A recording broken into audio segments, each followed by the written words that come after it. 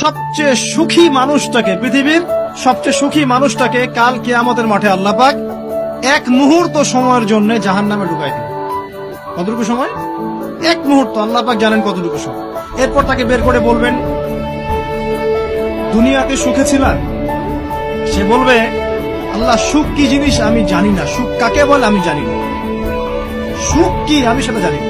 আল্লাহ সুখ কাকে বলে আমি সেটা জানি না।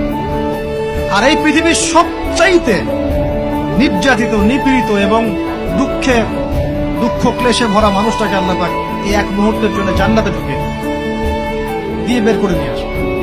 বলবেন যে দুনিয়াতে দুঃখে ছিলা, কষ্টে ছিলা? এই ব্যক্তি বলবে, আল্লাহ কষ্ট কি জিনিস আমি জানি না, কষ্ট কাকে বলে আমি কষ্টের সংজ্ঞাই জানি না। এই ব্যক্তির তাকদিরে কি হবে পরে? এই ব্যক্তি জান্নাতের আরাফ নামক জায়গায় দাঁড়িয়ে থাকবে, চেহারাটা ঘুরিয়ে দেওয়া হবে জাহান্নামীদের দিকে।